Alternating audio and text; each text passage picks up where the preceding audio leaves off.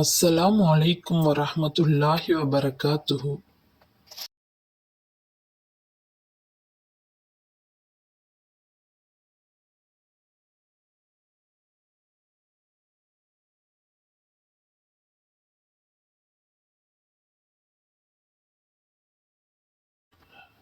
மேலும் உங்களுக்கிடையில் ஒருவர் மற்றவரின் பொருட்களை தவறான முறையில் உண்ணாதீர்கள்.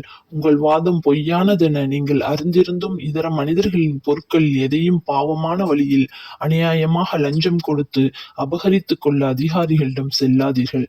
நபியே, மாதந்தோறும் பிளந்து வளர்ந்து தேயும் பிறைகளை பற்றி உம்மிடம் கேட்கிறார்கள்.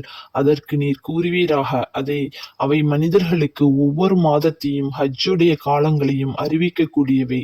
மேலும் நம்பிக்கையாளர்களே, இஹ்ராம் கட்டிய நீங்கள் உங்கள் வீடுகளுக்கு அவற்றின் பின்புறமாக வந்துவிடுவதனால் நல்லவர்களாக ஆகிவிட மாட்டீர்கள். எனினும் எவர் அல்லாஹுக்கு பயந்து நடக்கிறாரோ அவரே நல்லவர். ஆதலால் நீங்கள் உங்கள் வீடுகளுக்கு அவற்றின் தலைவாசல்களின் வழியாக வாருங்கள். அல்லாஹுக்கு பயந்தும் நடந்து கொள்ளுங்கள். இதனால் நீங்கள் வெற்றி அடைவீர்கள். உங்களை எதிர்த்து போர் புரிய முற்பட்டோரை அல்லாஹுடைய பாதையில் நீங்களும் எதிர்த்து போர் புரியுங்கள்.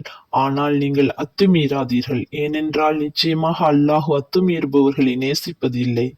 ஆகவே உங்களை எதிர்த்து போர் புரிய முற்பட்ட அவர்களை கண்டவிடமெல்லாம் வெட்டுங்கள். உங்களை உங்கள் ஊரிலிருந்து அவர்கள் வெளியேற்றியவாறே நீங்களும் அவர்களை வெளியேற்றி விடுங்கள். அவர்கள் செய்யும் கலகம் கொலையை விட மிக கொடியது. ஆனால் அவர்கள் எவரேனும் அபயம் தேடி மஸ்ஜிதுல் ஹராமில் இருந்தால் அங்கு அவர்கள் உங்களை எதிர்த்து போர் புரிய முற்படும் வரை நீங்கள் அவர்களை வெட்டாதீர்கள். அவ்விடத்திலும் அவர்கள் உங்களை எதிர்த்து போர் புரிந்தால் நீங்களும் அவர்களை வெட்டுங்கள். அந்த நிராகரிப்பவர்களுக்கு உரிய கூலி இப்படித்தான்.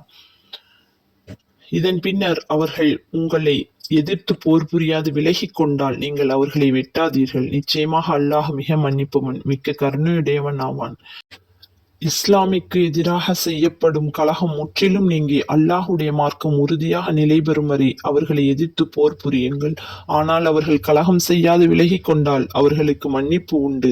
அநியாயம் செய்பவர்கள் தவிர மற்றவர்கள் மீது அறவே அத்துமீறக்கூடாது.